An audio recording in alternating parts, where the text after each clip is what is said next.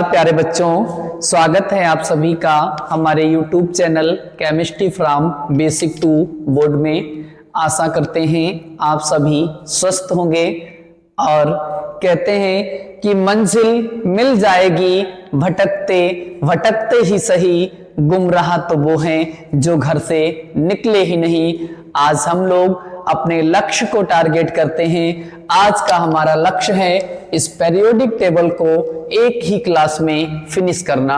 तो प्यारे बच्चों, आज की क्लास को स्टार्ट करते हैं और आज की क्लास में हमें पेरियोडिक टेबल के कुछ बेसिक से लेकर और पूरा जो पेरियोडिक टेबल है इसका जो निचोड़ है, यानी इसमें क्या इंपॉर्टेंट है और क्यों हमें उसे पढ़ना है, कैसे पढ़ना है और कैसे याद रखना है, क्या ट्रिक्स होंगे कि उन ट्रिक के माध्यम से हम इस पेरियोडिक टेबल को बहुत आसानी से और बहुत सरल तरीके से और मजेदार तरीके से सीख पाएं, जिससे कि ये पेरियोडिक टेबल हमें हमेशा याद रहे। क्योंकि ये जो पेरियोडिक टेबल है ये साइंस यानी केमिस्ट्री का ये स्पाइनल कॉर्ड माना जाता है, क्योंकि यहीं से ही हम लोग रसायन विज्ञान को सीखना स्टार्ट करते हैं। ये पहली सीढ़ी है।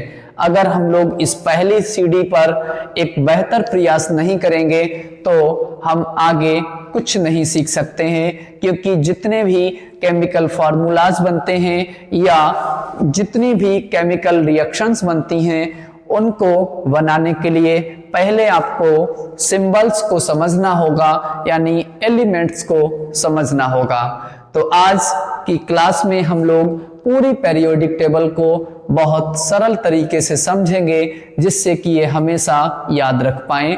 तो बात करते हैं कि मॉडर्न पेरियोडिक टेबल, जिसको हम लोग कहते हैं आधुनिक आवर्त सारणी। प्यारे बच्चों, जो मॉडर्न पेरियोडिक टेबल है, इस मॉडर्न पेरियोडिक टेबल में कुल 118 एलिमेंट हैं, यानी 118 तत्व हैं। इन 118 तत्वों में जो खास बात है वो ये है कि मोज़ले नाम के साइंटिस्ट ने इन सभी तत्वों को उनके बढ़ते परमाणु क्रमांक के आधार पर व्यवस्थित किया है। और इससे पहले जो साइंटिस्ट थे जिनका नाम था मेंडलीव ने कुल 63 तत्वों को मिलाकर यानी अरेंज करके, और कैसे अरेंज किया वो उनका तरीका था कि तत्वों को उन्होंने उनके बढ़ते परमाणु भार के आधार पर व्यवस्थित किया, जिसके फलस्वरूप एक सारणी का निर्माण हुआ था जिसे आवर्त सारणी कहते थे। और उस आवर्त सारणी में कुल 63 तत्व उपस्थित थे। लेकिन जो मॉडर्न पेरियोडिक लॉ है, इसमें मोज़ले ने 118 एलिमेंट को उनके बढ़ते एटॉमिक नंबर के बेस पर अरेंज किया, जिसको हम लोग कहते हैं modern periodic law. Modern periodic law as stated by Moseley, the properties of elements are a periodic functions of their atomic numbers.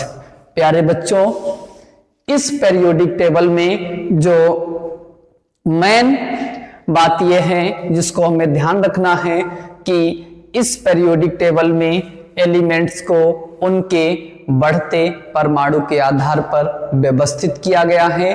और इसमें कुल 118 तत्व हैं, जिन्हें 7 आवर्त, ये जो संख्या लिखी हुई है 1 से 7 तक, ये आवर्त हैं। और ये हॉरिजेंटल लाइंस हैं, हॉरिजेंटल रोज, जिनमें हम लोग लेफ्ट टू राइट मूव करते हैं। ऐसे ही continue left to right move करते जाएंगे, जो कि आवर्त हैं। और 18 ग्रुप्स हैं, 1 से 18 तक जो ये नंबर लिखे हैं, इनको हम लोग ग्रुप्स के नाम से जानते हैं। और जो ये ग्रुप हैं, इनमें टॉप टू बॉटम मूव किया जाता है, यानी ऊपर से नीचे आते हैं। ये वर्टिकल कॉलम हैं। इन कॉलम्स में हम लोग टॉप टू बॉटम यानी ऊपर से नीचे की ओर मूव करते हैं। नेक्स्ट हम लोग अगर बात करें तो इस पूरी पेरियोडिक टेबल में कितने ब्लॉक हैं। ब्लॉक की संख्या 4 है, जो कि नाम है S block, P block, D block और एफ ब्लॉक। तो जो एस ब्लॉक है वो कहां पर उपस्थित है, पी कहां पर उपस्थित है और डी जो है वो कहां पर स्थित है। इसके बाद एफ ब्लॉक जो बचा है उसको कहां पर स्थित किया गया है इस पीरियोडिक टेबल में, उसकी भी चर्चा हम लोग विस्तार से करेंगे। तो सबसे पहले बात करते हैं एस ब्लॉक। जो एस ब्लॉक है इसमें फर्स्ट ए ग्रुप और सेकंड ए ग्रुप यानी पहला और दूसरा समूह जो है उसको एस ब्लॉक के नाम से जानते हैं। और एस ब्लॉक के जितने भी तत्व हैं उन सभी की पहचान ये है कि जब हम इनका इलेक्ट्रॉनिक कॉन्फ़िगरेशन करते हैं तो इनका लास्ट इलेक्ट्रॉन एस सबसेल में इंटर करता है, इसीलिए इन्हें एस ब्लॉक एलिमेंट के नाम से जाना जाता है। तो फर्स्ट ए में पहला एलिमेंट हाइड्रोजन, दूसरा लिथियम, फिर सोडियम, पोटेशियम, रुबिडियम, सीजियम और फ्रांसियम। तो हाइड्रोजन से लेकर फ्रांसियम तक जो भी एलिमेंट हैं वो फर्स्ट ग्रुप में हैं और इन्हें एस ब्लॉक कहते हैं। इसके बाद जो हमारा सेकंड ए ग्रुप है उसमें बेरिलियम से लेकर रेडियम तक यानी beryllium, magnesium, calcium, strontium, barium और रेडियम, ये जो दोनों ग्रुप्स हैं फर्स्ट ए और सेकंड ए, इन दोनों को मिलाकर एस ब्लॉक कहलाता है। और इस एस ब्लॉक को कैसे हम एक फनी ट्रिक के माध्यम से याद करें, वो है हलीना करे रब से फरियाद। हा ली ना करे रब से फरियाद। तो ये याद करने का ट्रिक है और इस ट्रिक को कब अप्लाई कर पाते हैं, जब हम इस पीरियोडिक टेबल को कई बार अपने आप अपनी नोटबुक में ड्रॉ करते हैं और एलिमेंट को देखते हैं तो उसके बाद हम इस ट्रिक को फॉलो कर पाते हैं। वरना इस ट्रिक का उपयोग आप नहीं कर पाएंगे जब तक आप इन एलिमेंट को समझेंगे नहीं कि इनके सिंबल्स क्या हैं, तो आप इस ट्रिक को अप्लाई नहीं कर पाएंगे। उसके बाद है बेटा मांगे कार स्कूटर बाप राजी। बेटा मांगे कार स्कूटर बाप राजी। अब नेक्स्ट जो हम लोग बात करेंगे वो पी ब्लॉक की बात करेंगे, क्योंकि हमने एस ब्लॉक के एलिमेंट को समझ लिया है। और एक खास बात यह है कि जिस भी ग्रुप में हम लोग टॉप टू बॉटम आते हैं उसमें जो एलिमेंट्स हैं उनकी प्रॉपर्टीज यानी उनके गुण ऊपर से नीचे आने पर समान रहते हैं। कैसे? जैसे हाइड्रोजन पर जो चार्ज है उसकी बात अगर करें तो हाइड्रोजन पर भी +1 चार्ज होता है। तो लास्ट एलिमेंट जो हमारा फ्रांसियम है उस पर भी +1 चार्ज ही होगा, यानी जो गुण हैं वो एक समान रहते हैं। अगर जो हमारा हाइड्रोजन है इसका लास्ट इलेक्ट्रॉन यस सबसेल में जाएगा तो इस समूह में उपस्थित सभी एलिमेंट का इलेक्ट्रॉनिक कॉन्फ़िगरेशन करने पर लास्ट इलेक्ट्रॉन एस सबसेल में ही इंटर करेगा। ऐसे ही हम लोग अगर सेकेंड ए ग्रुप की बात करें तो इसमें भी जो बेरिलियम है, बेरिलियम पर +2 चार्ज होता है और ऊपर से नीचे आने पर पूरे ग्रुप में चाहे वो मैग्नीशियम हो, कैल्शियम हो, स्ट्रोंशियम हो, बेरियम हो और रेडियम, इन सभी पर +2 चार्ज होता है और इनका लास्ट इलेक्ट्रॉन एस सबसेल में इंटर करता है। तो ये बेसिक जानकारी एस ब्लॉक की थी। इसके बाद हम लोग बात करते हैं पी ब्लॉक। पी ब्लॉक जो हमारा है वो 13 ग्रुप से स्टार्ट होके हमारा 18 ग्रुप तक है, जो कि हमारा लास्ट ग्रुप है 18। तो 13 ग्रुप को हम लोग थर्ड ए के नाम से जानते हैं, क्योंकि यहाँ पर फर्स्ट ए और सेकंड ए की बात हुई थी, उसके बाद हमारा थर्ड ए है। और थर्ड ए में पहला एलिमेंट बोरान, फिर एल्यूमिनियम, गैलियम, इंडियम और थेलियम। बोरान जो है उसका एटॉमिक नंबर 5 होता है, एल्यूमिनियम का 13, गैलियम का 31 और इंडियम का 49 होता है, और जो हमारे पास थेलियम है उसका एटॉमिक नंबर 81 होता है। इसको याद करने का जो ट्रिक है वो समझिए, और इसको बोरान परिवार के नाम से जानते हैं, जिसका पहला सदस्य बोरान है। ट्रिक: बैंगन, आलू, गाजर इन थैला। बैंगन, आलू, गाजर इन थैला, ये बोरान परिवार के तत्वों को याद करने का ट्रिक है। अब इसके बाद जो हमारा फोर्थ ए ग्रुप है, उस फोर्थ ए ग्रुप में पहला एलिमेंट हमारा कार्बन है, और इसीलिए इसको कार्बन परिवार के नाम से जानते हैं। कार्बन का एटॉमिक नंबर 6 है, सिलिकॉन का 14 और जर्मेनियम का 32 और टिन का एटॉमिक नंबर 50 होता है, और लेड का एटॉमिक नंबर 82। लेकिन इनको याद करने का जो ट्रिक है वो है कहें शिव जी सुनो पार्वती। अब जो इसके बाद का जो ग्रुप है, जिसको हम लोग 15 या 5th ए ग्रुप के नाम से जानते हैं, वो नाइट्रोजन परिवार है, और जिसका पहला सदस्य नाइट्रोजन है। नाइट्रोजन का एटॉमिक नंबर 7, फास्फोरस का 15, आर्सेनिक जिसका एटॉमिक नंबर 33 है, एंटीमनी एटॉमिक नंबर 51 और बिस्मिथ जिसका एटॉमिक नंबर 83 होता है। इन एलिमेंट को याद करने का ट्रिक है बहुत ही फनी। नेपाल, पाकिस्तान, ऑस्ट्रेलिया सब बीमार। नेपाल, पाकिस्तान, ऑस्ट्रेलिया सब बीमार, ये नाइट्रोजन परिवार यानी 15th ग्रुप जो है उसको याद करने का ट्रिक है। इसके बाद हमारा जो ग्रुप है जिसको हम लोग ऑक्सीजन परिवार के नाम से जानते हैं, उसका पहला मेंबर ऑक्सीजन है जिसका एटॉमिक नंबर 8 है, दूसरा है सल्फर जिसका एटॉमिक नंबर 16 और तीसरा मेंबर जो है उसका नाम है सेलेनियम और एटॉमिक नंबर 34 है, और जो नेक्स्ट मेंबर है उसका एटॉमिक नंबर 52 है और नाम है टेल्यूरियम, और नेक्स्ट एलिमेंट जो है उसका एटॉमिक नंबर 84 है और नाम है पोलोनियम। प्यारे बच्चों, इसको याद करने का जो ट्रिक है वो है ओ स्टाइल से टीपो, ओ स्टाइल से टीपो। तो इसके बाद जो हमारे पास एक इंपॉर्टेंट ग्रुप आ रहा है जो है 17, और 17 ग्रुप को हम लोग हैलोजन परिवार के नाम से जानते हैं, और हैलोजन परिवार का पहला मेंबर फ्लोरीन जो हाईली इलेक्ट्रोनेगेटिव है, यानी इसकी विद्युत ऋणात्मकता जो है वो सबसे अधिक होती है, और इनको याद करने का बहुत ज्यादा फनी यानी बहुत ही मजेदार जो ट्रिक है वो समझिए।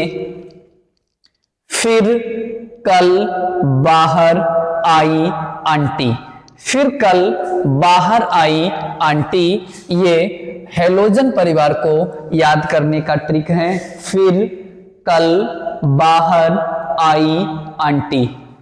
अब इसमें अगर हम एलिमेंट की बात करें तो पहला एलिमेंट है फ्लोरीन, दूसरा है क्लोरीन, तीसरा ब्रोमीन, चौथा आयोडीन और पांचवा एस्टेंटाइन। इनके एटॉमिक नंबर फ्लोरीन का 9, क्लोरीन 17 और ब्रोमीन 35। इसके बाद जो आयोडीन है उसका एटॉमिक नंबर 53 और लास्ट एस्टेंटाइन जो है उसका एटॉमिक नंबर 85 होता है। अब हम लोग लास्ट ग्रुप की बात करते हैं जो कि इनर्ट गैसेस के नाम से जाना जाता है। इसमें जितनी भी गैसेस को रखा गया है वे गैसेस नॉन रिएक्टिव होती हैं, यानी अक्रिय होती हैं, किसी के साथ आसानी से क्रिया नहीं करती हैं, क्योंकि इनका ऑक्टेट जो है वो कंप्लीट होता है हीलियम को छोड़कर, क्योंकि हीलियम के आउटर मोस्ट सेल में 8 इलेक्ट्रॉन नहीं होते हैं और ऑक्टेट का मीन्स होता है आउटर मोस्ट सेल में 8 इलेक्ट्रॉनों का होना। तो हीलियम के बाद जो neon, argon, krypton, xenon, radon, ये जो एलिमेंट हैं इनके आउटर मोस्ट सेल में 8 इलेक्ट्रॉन प्रेजेंट होते हैं, इसीलिए इनको इनर्ट गैसेस के नाम से जाना जाता है। और इस ग्रुप को हम लोग 18 ग्रुप या 0 ग्रुप के नाम से जानते हैं। इसमें एलिमेंट है helium, neon, argon, krypton, xenon और रेडॉन। हीलियम का एटॉमिक नंबर 2, नियॉन का एटॉमिक नंबर 10 और आर्गन का एटॉमिक नंबर 18, क्रिप्टॉन का एटॉमिक नंबर 36 और जीनॉन का एटॉमिक नंबर 54 और जो लास्ट रेडॉन है उसका एटॉमिक नंबर 86।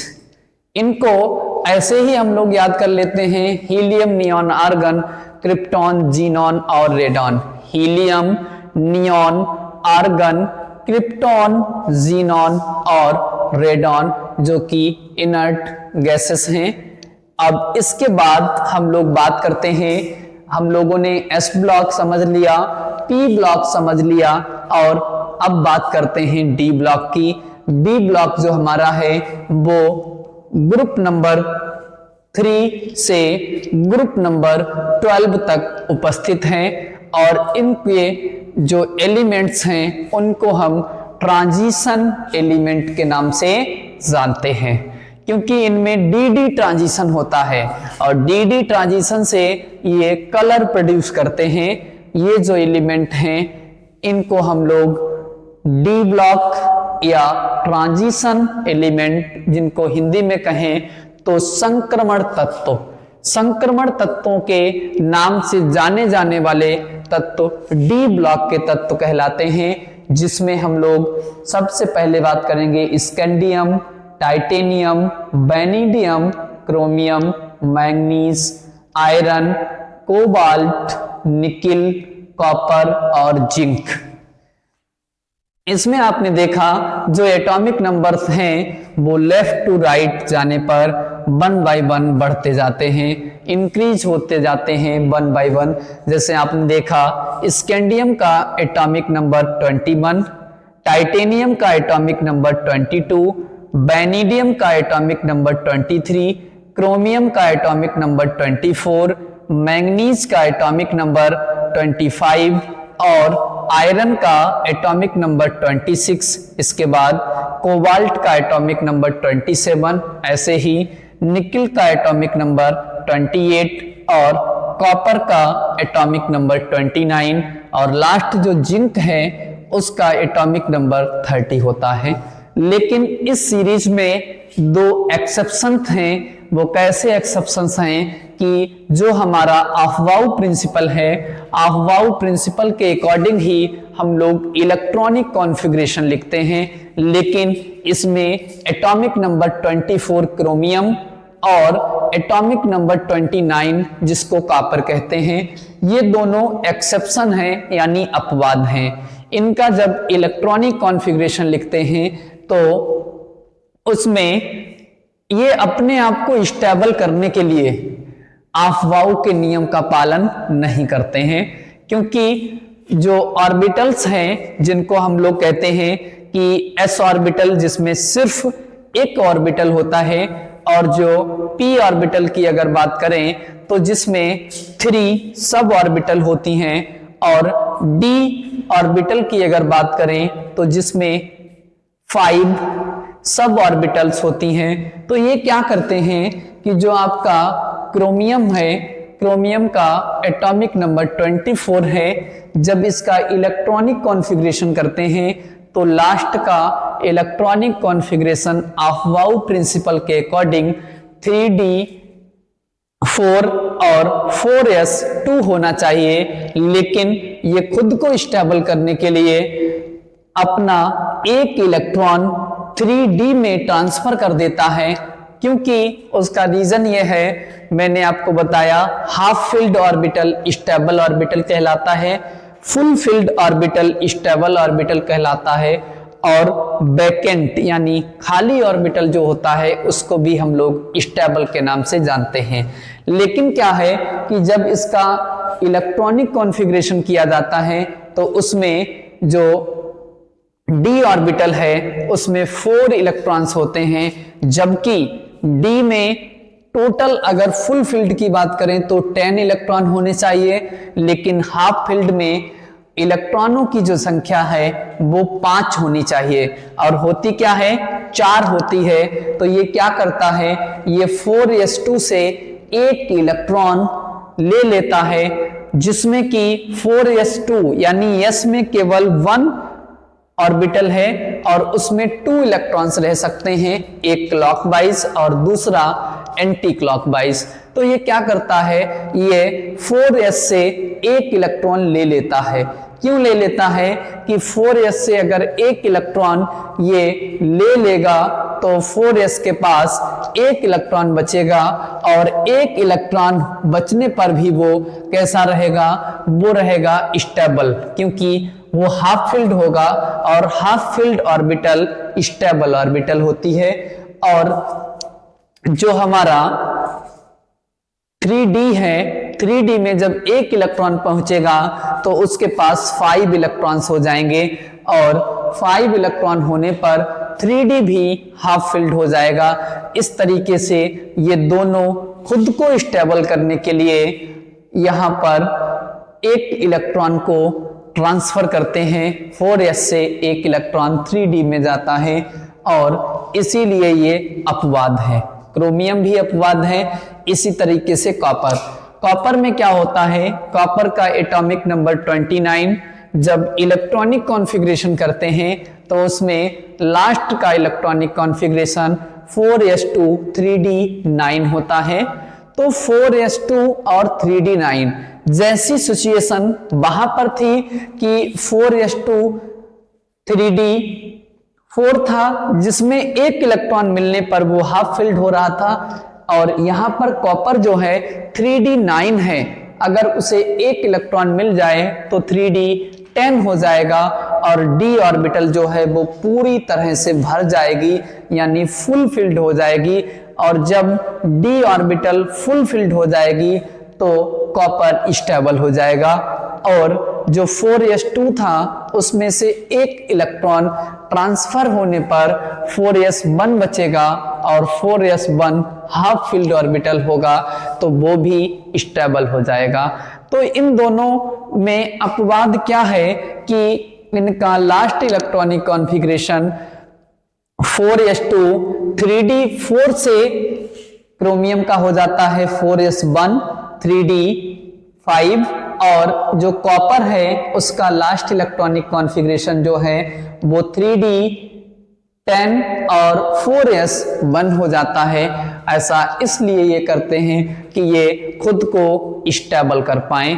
तो इस सीरीज में 2 एक्सेप्शन थे, पहला क्रोमियम जिसका एटॉमिक नंबर 24 और दूसरा कॉपर जिसका एटॉमिक नंबर 29। अब हम लोग दूसरे सीरीज की बात करेंगे जिसमें एटॉमिक नंबर 39 से एटॉमिक नंबर 48 यानी एट्रियम से कैडमियम तक जो सीरीज है उसको हम भी याद करेंगे। इसको याद करने का ट्रिक है यारी जरा निभाना मौत तक। यारी जरा निभाना मौत तक, रुकावटें राह में पड़े अगर कोई। तो पूरा ट्रिक क्या है, यारी जरा निभाना मौत तक, राह में रुकावटें पड़े अगर कोई। तो प्यारे बच्चों, ये जो ट्रिक आपको बताए जा रहे हैं, इन ट्रिक को आप अप्लाई करने के लिए पीरियोडिक टेबल को कई बार अपने आप से पढ़ेंगे, समझेंगे, उसके बाद आप ट्रिक को अप्लाई करके पीरियोडिक टेबल को कभी नहीं भूलेंगे।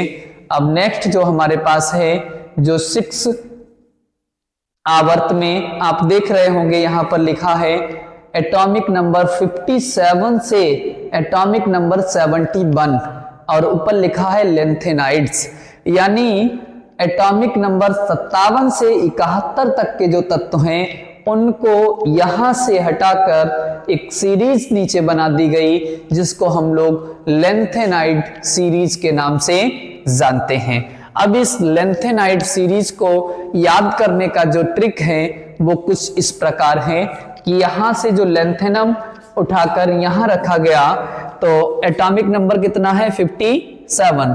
इसको कैसे याद करेंगे, लाओ हफ्ता, हफ्ता वो रिस्क उठाए इमरान पटेल और हजरत ने। लाओ हफ्ता वो रिस्क उठाए इमरान पटेल और हजरत ने।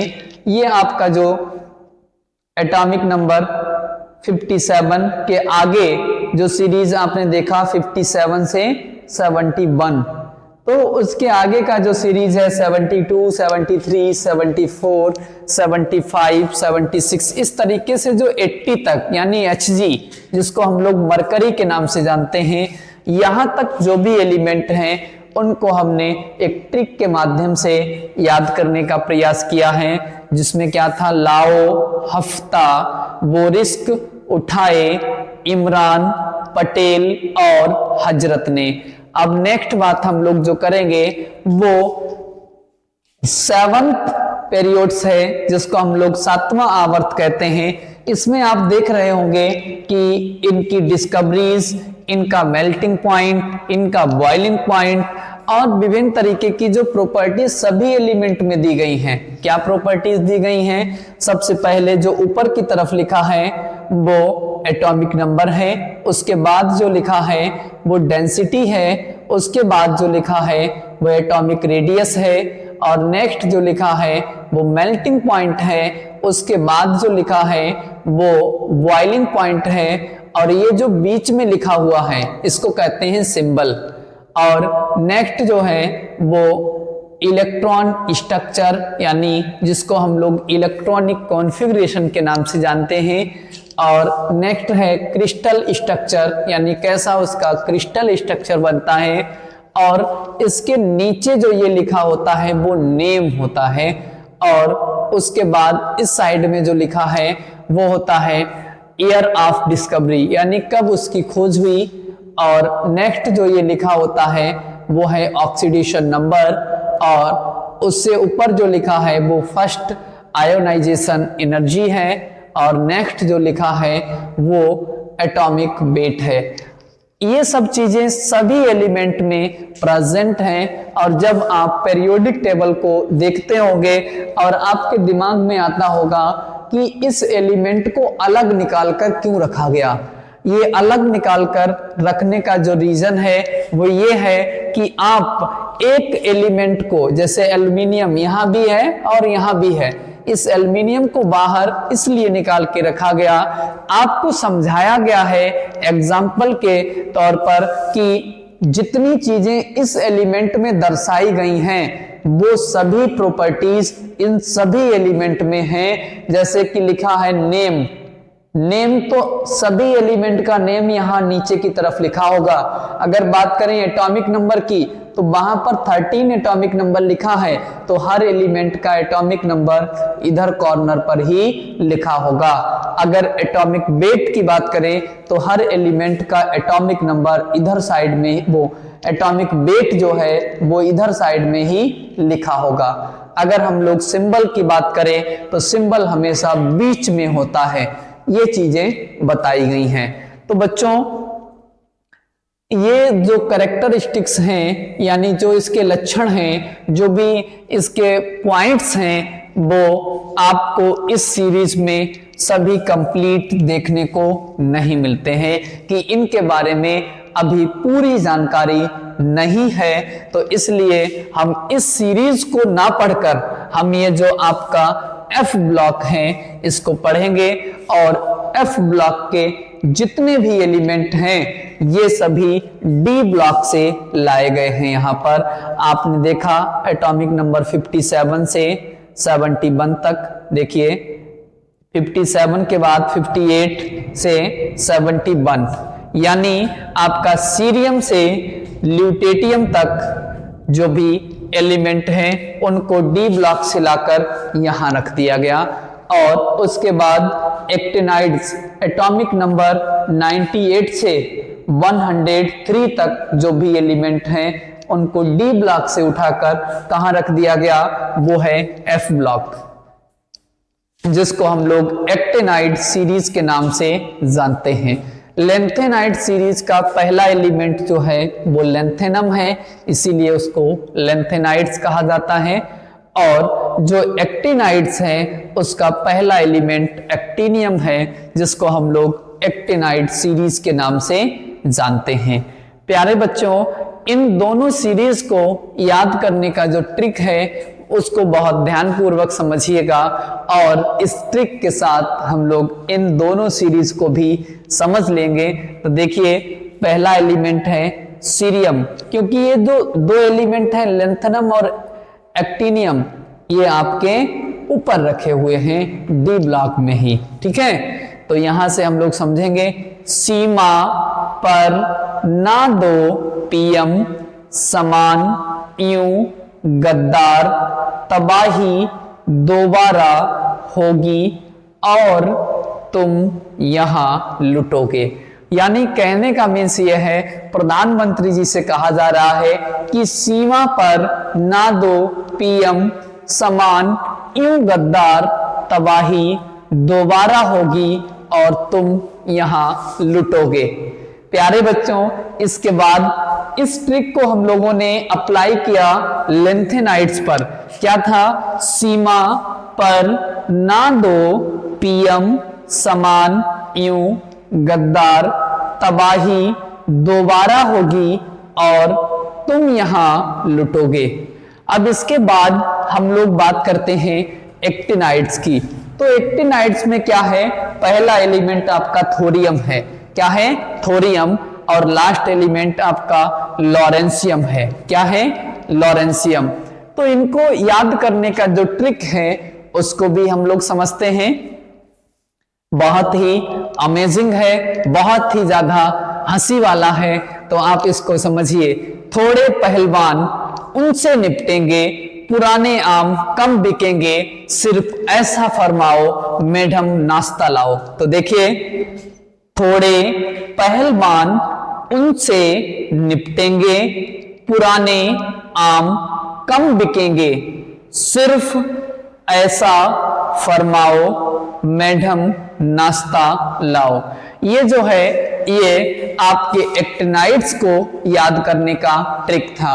तो प्यारे बच्चों, आज की जो क्लास है इसमें हम लोगों ने 1 by 1 S block, P block, D block और एफ ब्लॉक के एलिमेंट्स को समझा है। आपने यहां पर देखा होगा कि जो आपका डी ब्लॉक है उसको हम लोग ट्रांजिशन एलिमेंट कहते हैं, और जो एफ ब्लॉक है उसको इनर ट्रांजिशन एलिमेंट के नाम से जानते हैं। अब इसमें कुछ जो मोस्ट इंपॉर्टेंट पॉइंट्स हैं उनको आप समझिए। सबसे पहले यहां पर आपको समझाया गया है कि जो रेड कलर से जितने भी एलिमेंट को लिखा गया है वे सभी गैसेस हैं।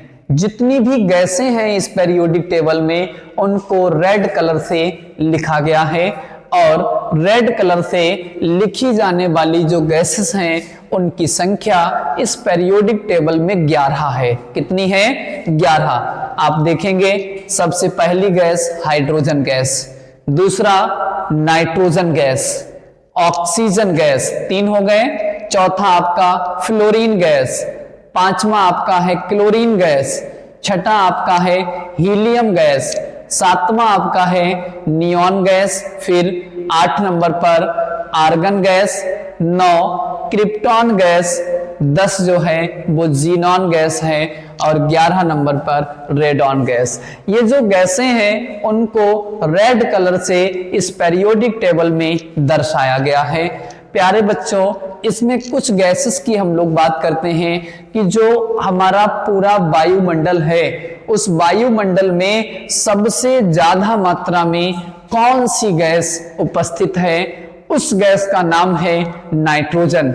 यहां पर जो यन लिखा है इसको हम लोग नाइट्रोजन परमाणु कहते हैं, यानी नाइट्रोजन एटम के नाम से जानते हैं।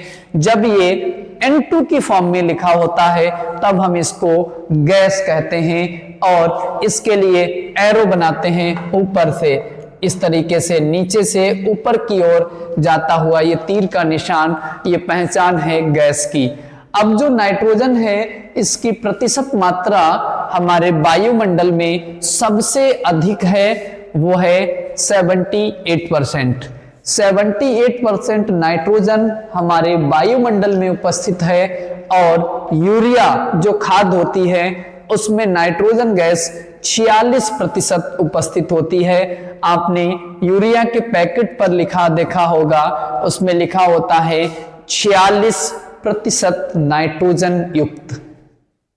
नेक्स्ट हम लोग अगर बात करें प्राणवायु ऑक्सीजन गैस, जो प्राणवायु ऑक्सीजन गैस है इसकी हमारे वायुमंडल में प्रतिशत मात्रा 20 से 21%, यानी 20 से 21% हमारे वायुमंडल में ऑक्सीजन गैस उपस्थित है।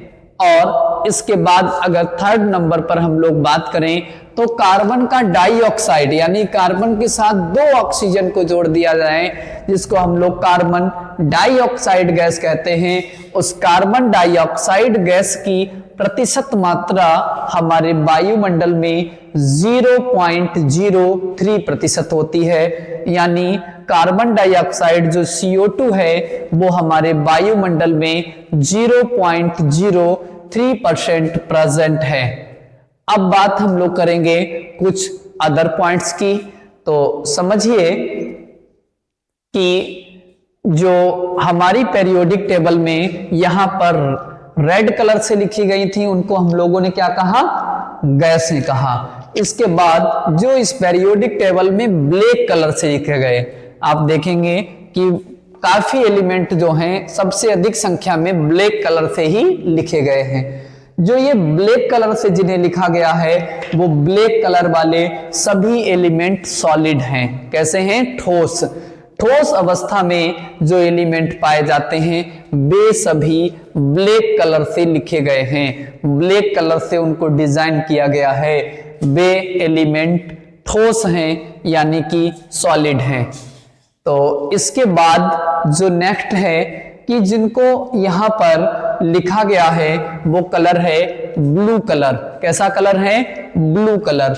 ब्लू कलर से जितने भी एलिमेंट को यहां पर लिखा गया है वे सभी एलिमेंट लिक्विड हैं। कैसे हैं, लिक्विड स्टेट में। आपसे प्रश्न भी पूछा जाता है कि ऐसी कौन सी आधातु यानी नॉन मेटल है जो रूम टेम्परेचर पर लिक्विड स्टेट में पाई जाती है, तो आप नॉन मेटल बताते हैं ब्रोमीन। क्या बताते हैं, ब्रोमीन। ब्रोमीन एक ऐसा नॉन मेटल है जो रूम टेम्परेचर पर लिक्विड स्टेट में पाया जाता है। और इसके जस्ट अपोजिट अगर बात करें मेटल की, तो इस पेरियोडिक टेबल में एक ऐसी भी मेटल है जो रूम टेम्परेचर पर लिक्विड स्टेट में पाई जाती है, जिसका नाम है मरकरी, जिसको पारा भी कहते हैं और इसका यूज थर्मामीटर में किया जाता है। प्यारे बच्चों, यहां पर जो लिक्विड स्टेट में प्रेजेंट होती हैं एलिमेंट यानी धातुएं जो हैं या अधातुएं हैं, उनको हम देखेंगे उनकी संख्या कितनी है। तो ब्रोमीन है, गैलियम है, मरकरी है, सीजियम है और फ्रांसियम। ये कैसे हैं, ये लिक्विड स्टेट में पाए जाने वाले हैं और इनको कैसे कलर से दर्शाया गया है, वो कलर है ब्लू। ब्लू कलर से जो भी element bromine, gallium, mercury, caesium और फ्रांसियम लिखे गए हैं ये कैसे होते हैं, लिक्विड होते हैं। इसके बाद हम लोग बात करेंगे ग्रीन कलर से जो भी लिखे गए। देखिए 1 2 3 4 5 6 यानी इनकी भी संख्या काफी है। आप देखेंगे ये पूरा सीरीज और यहां पर एक एलिमेंट टेक्नीशियम जिसका एटॉमिक नंबर 43 है। फिर इसके बाद आप देखेंगे एटॉमिक नंबर 93 से एटॉमिक नंबर 103 तक पूरा सीरीज कैसा है, ग्रीन कलर से लिखा गया। अब ग्रीन कलर से जितने भी तत्वों को लिखा गया है वे सभी सिंथेटिक हैं, यानी मैन मेड हैं, उसे मनुष्य ने बनाया है प्रयोगशाला में। तो प्रयोगशाला में जो भी एलिमेंट बनाए गए हैं उनको इस पीरियोडिक टेबल में ग्रीन कलर से लिखा गया है। तो ग्रीन कलर से जो भी तत्व लिखे गए हैं उन तत्वों को हम लोग सिंथेटिक कहेंगे, और जिसका मीन्स है कि उन्हें मनुष्य ने बनाया प्रयोगशाला में। और इसके अलावा जो भी ये तत्व हैं इनको प्रकृति ने बनाया, यानी इनको ईश्वर ने बनाया है, और मनुष्य के द्वारा बनाए जाने वाले एलिमेंट्स को इसमें ग्रीन कलर से शो किया गया है। अब इसके बाद हम लोग बात करते हैं कि यहाँ पर कुछ एलिमेंट आपने देखे होंगे जिन पर इस तरीके का ये साइन बना है। आप देख रहे होंगे कि जो ये फैन की तरह साइन बना हुआ है और जिसमें येलो येलो पूरा सर्कल बना हुआ है, इस तरीके के जितने भी एलिमेंट हैं जिन पर ये साइन बना है वे सभी रेडियो एक्टिव हैं। कैसे हैं? Radio active. रेडियो एक्टिव तत्वों के ऊपर ही इस तरीके का साइन बना हुआ है। तो आप देख रहे हैं कि पूरा एक्टेनाइड सीरीज, उसमें ऐसा कोई भी एलिमेंट नहीं है जिस पर यह साइन ना बना हो। तो हम कह सकते हैं कि एक्टेनाइड सीरीज पूरी रेडियो एक्टिव सीरीज है। तो रेडियो एक्टिव सीरीज पूरे इसमें आप देखेंगे एटॉमिक नंबर 89 से आप देखेंगे एटॉमिक नंबर 103 तक जितने भी एलिमेंट हैं, हम लोग कहें एक्टिनियम से लेकर आप लॉरेंशियम तक यहाँ पर आते हैं, यानी थोरियम अगर आप देखें एटॉमिक नंबर 90 से लॉरेंशियम, ये सभी एलिमेंट यहाँ पर रेडियो एक्टिव हैं। इसके अलावा आप इस सीरीज में भी देखते हैं कि ये जो पूरा सीरीज है फ्रांसियम जिसमें लिखा है एटॉमिक नंबर 87, 88, फिर आप देखेंगे ये पूरा सीरीज यहां तक जिसमें ये सभी में ये साइन बना हुआ है, तो ये भी रेडियो एक्टिव हैं। और 3 एलिमेंट यहां पर पोलोनियम, एस्टेंटाइन और रेडॉन। पोलोनियम, एस्टेंटाइन और रेडॉन भी कैसे हैं? रेडियो एक्टिव तत्व हैं। अब समझिए हम लोग बात करते हैं यहां पर इनर्ट गैसेस में क्या इंपॉर्टेंट है। तो इनर्ट गैसेस में हम लोग बात कर लेते हैं हीलियम की। हीलियम जो है इसे वायुयान के टायरों में भरा जाता है और ये सबसे हल्की अक्रिय गैस है। इसके अलावा हाइड्रोजन भी हल्की होती है, लेकिन अगर बात करें कि अक्रिय गैस जो सबसे हल्की है वो हीलियम है। इसको वायुयानों के टायरों में भरा जाता है। और हाइड्रोजन भी हल्की गैस है, लेकिन हाइड्रोजन अक्रिय नहीं है। अगर अक्रिय की बात करते हैं तो वो हीलियम है। अब इसके बाद हम लोग बात करते हैं कि हमारे पास कुछ और भी यहाँ पर इंपॉर्टेंट पॉइंट्स हैं कि इस पीरियोडिक टेबल में ऐसे कौन से तत्व हैं जिन्हें तेज धार वाले चाकू से काटा जा सकता है। तो तेज धार वाले चाकू से काटे जाने वाले तत्व यानी बहुत ही क्रियाशील, बहुत ही सक्रिय धातुएं हैं, जैसे सोडियम है, आपका पोटेशियम है। तो सोडियम और पोटेशियम जो हैं इन्हें तेज धार वाले चाकू से काटा जा सकता है। जो सोडियम है ये वायु के संपर्क में आने पर जलने लगता है। तो यहाँ पर एक और पॉइंट बनता है कि सोडियम को वायु के संपर्क में आने पर जलने से बचाने के लिए सोडियम को कहाँ रखा जाता है? तो आपका आंसर होगा कि सोडियम को वायु के संपर्क में आने पर जलने से बचाने के लिए केरोसिन ऑयल, जिसको कहते हैं मिट्टी का तेल, तो सोडियम को कहाँ रखा जाता है? मिट्टी के तेल में रखा जाता है, जिससे कि वो इतना ज्यादा क्रियाशील है कि वो हवा के संपर्क में जैसे ही आता है जलने लगता है। अगर आप इसको पानी में डाल दें सोडियम मेटल जो है इसको ठंडे पानी में अगर आप डालते हैं तो पानी में आग जलने लगती है और पॉप साउंड के साथ, जैसे पटाखे लगते हैं वैसे हाइड्रोजन गैस बाहर निकलती है और ये बहुत ही ज्यादा खतरनाक है। अगर आप इसको पानी में डालते हैं तो वहां पर एकदम से आग जलने लगती है, क्योंकि ये ठंडे पानी के साथ बहुत जल्दी से रिएक्ट करता है। ये सोडियम और पोटेशियम कैसे हैं, बहुत सॉफ्ट हैं और इन्हें तेज धार वाले चाकू से काटा जा सकता है और आग लगने से बचाने के लिए इसको कैरोसिन ऑयल यानी मिट्टी के तेल में रखा जाता है। इसके बाद हम लोग बात कर रहे हैं यहाँ पर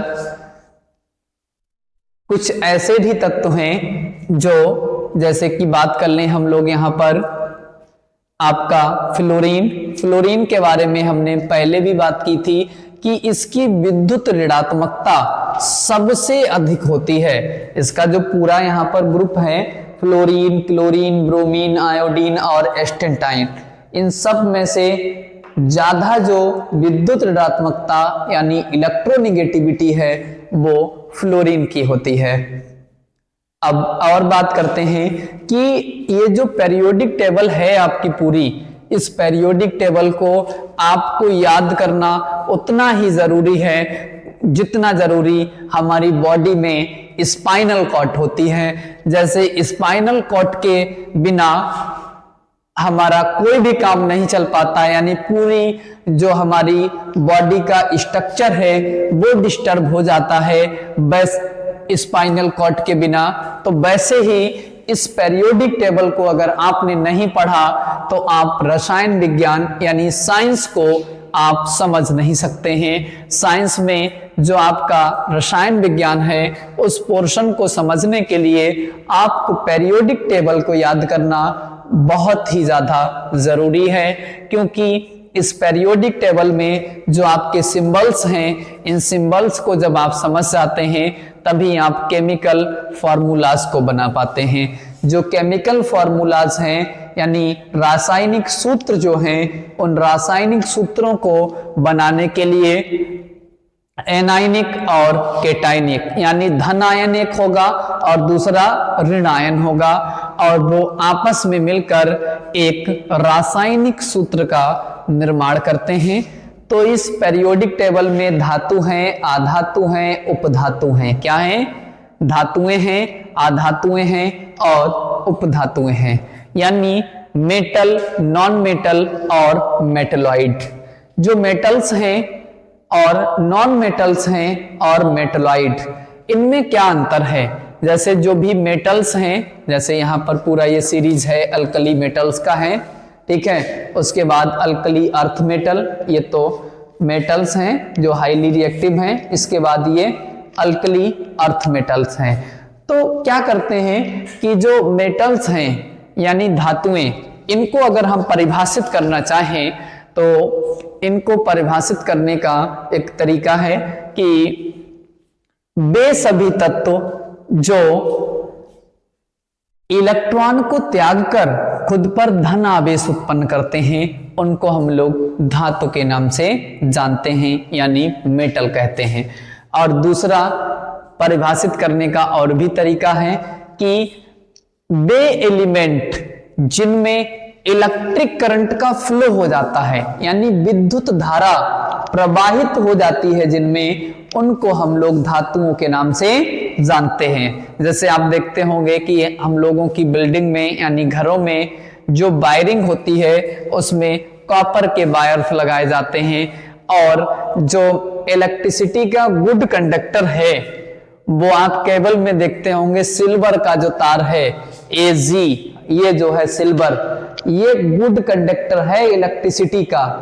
हीट और इलेक्ट्रिसिटी का ये गुड कंडक्टर है जिसका एटॉमिक नंबर 47 है और नाम है इसका सिल्वर। ये जो सिल्वर है आप देखते होंगे कि सिल्वर का जो तार है उसमें इलेक्ट्रिक करंट का फ्लो बहुत अच्छा होता है।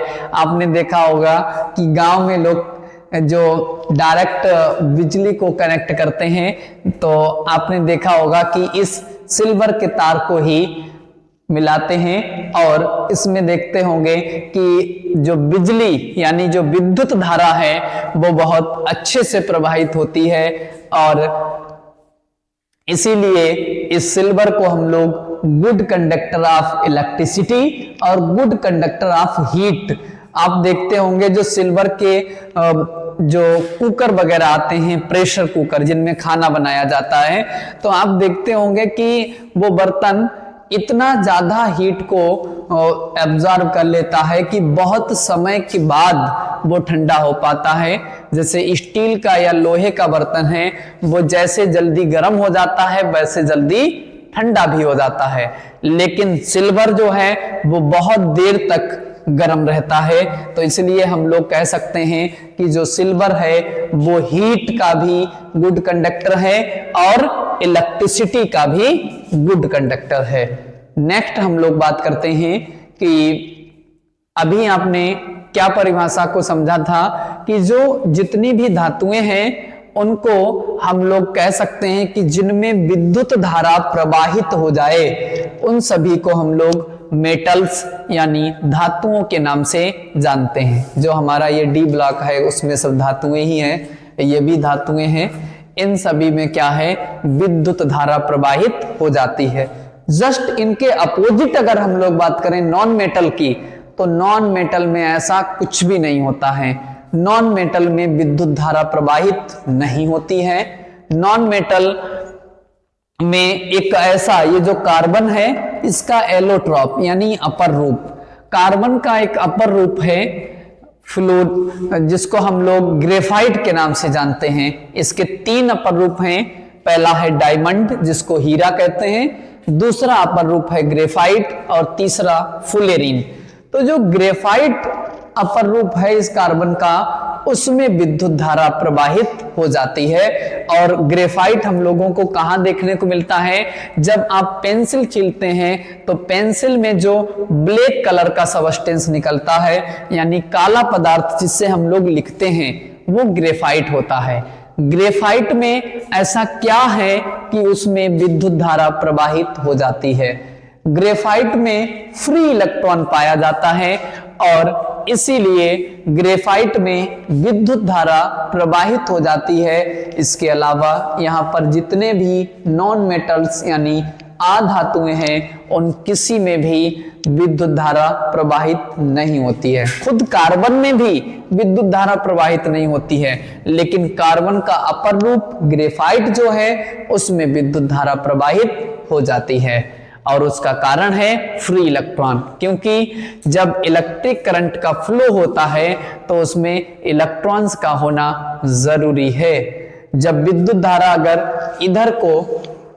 विद्युत धारा इधर प्रवाहित हो रही है तो इलेक्ट्रॉन इधर की तरफ प्रवाहित होते हैं, यानी विद्युत धारा अगर लेफ्ट जाएगी तो इलेक्ट्रॉन्स जो हैं वो राइट की ओर फ्लो करेंगे।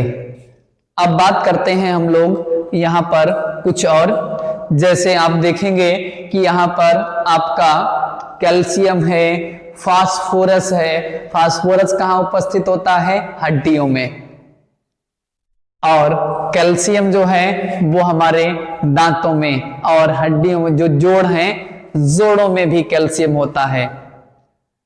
और इसके बाद अगर हम लोग और इस पर चर्चा करना चाहें तो आपने क्या जाना कि जो मरकरी है, मरकरी ये थर्मामीटर में यूज होता है और बहुत ही ज्यादा चमकदार होता है।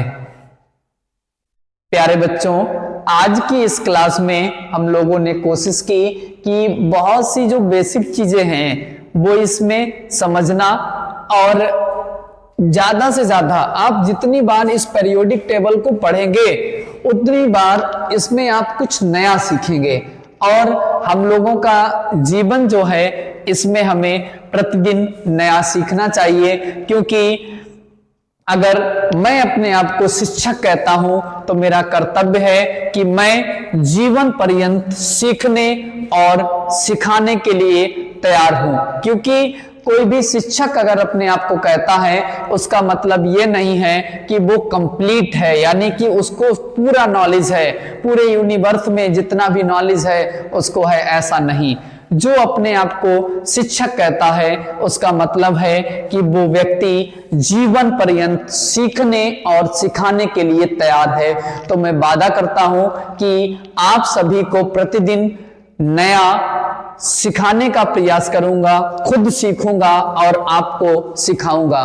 प्यारे बच्चों, जो मैंने आपको यहां पर बताया इसमें जितने भी ये लिखे हुए हैं ये सिंबल्स हैं और इन सिंबल्स से ही केमिकल फार्मूलाज बनते हैं।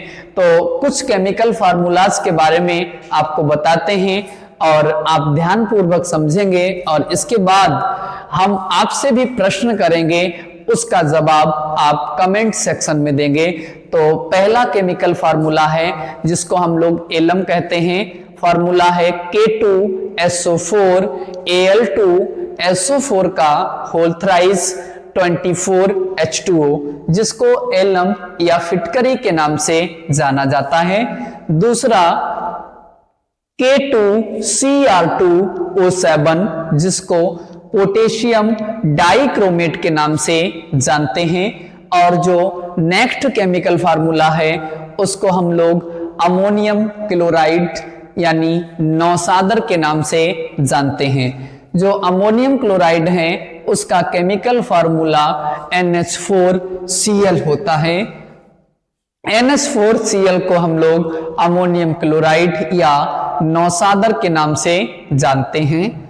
इसके बाद सुक्रोज, जिसको हम लोग चीनी या शुगर के नाम से जानते हैं, उसका केमिकल फार्मूला C12H22O11 होता है। C12H22O11, जिसको शुगर के नाम से जानते हैं। नेक्स्ट जो है वो ग्लूकोज का केमिकल फार्मूला, ग्लूकोज का केमिकल फार्मूला जो है वो C6H12O6 होता है। C6H12O6 को ग्लूकोज के नाम से जानते हैं। और नेक्स्ट हम लोगों ने बात करी थी यूरिया की, तो यूरिया का chemical formula NH2CO NH2। Urea का जो फार्मूला है उसमें NH2CO और NH2 लिखा जाता है। नेक्स्ट जो हमारे पास है वो plaster of Paris, plaster of Paris जो है उसका केमिकल फार्मूला CaSO4 1/2H2O। तो CaSO4 और हाफ H2O जो है उसको हम लोग प्लास्टर ऑफ पेरिस के नाम से जानते हैं। और नेक्स्ट जो है प्लास्टर ऑफ पेरिस जिससे बनता है उसका नाम है जिप्सम, और जिप्सम का केमिकल फार्मूला आप सभी स्टूडेंट बहुत ही ध्यानपूर्वक कमेंट सेक्शन में बताएंगे कि जिप्सम का जो केमिकल फार्मूला है वो क्या होता है, क्योंकि जिप्सम से ही प्लास्टर ऑफ पेरिस का निर्माण किया जाता है। तो आज की जो क्लास है वो आशा करते हैं कि आप सभी को बहुत ही ज्यादा अच्छा संदेश दे रही होगी। तो आगे हम आप सभी के लिए बेहतर क्लासेस लाते रहेंगे और आगे की जो क्लासेस होंगी उनमें बेसिक भी होगा और साथ साथ में अब आपका जो ये नया सेशन स्टार्ट हो चुका है 1 अप्रैल से, तो अब हम क्या कर रहे हैं कि आपको चैप्टर्स वाइज 1 by 1 यानी मंडे से आपके लिए चैप्टर्स 1 by 1 पढ़ाएंगे, चाहे वो 9th क्लास हो, 10th क्लास हो, 11th और 12th। इन सभी क्लासेस के जो लेक्चर्स हैं हम आप सभी के लिए चैप्टर वाइज लेकर आते रहेंगे और उनके बीच बीच में आपको बेसिक नॉलेज भी देते रहेंगे, क्योंकि बेसिक ही हमारी नींव है, वहीं से हम लोग आगे की तरफ बढ़ते हैं। क्योंकि कोई किसी भी मंजिल तक अगर हमें जाना है तो हमें शुरुआत करनी होगी, क्योंकि मैंने आपसे कहा था कि मंजिल मिल जाएगी भटकते भटकते ही सही, मंजिल मिल जाएगी भटकते भटकते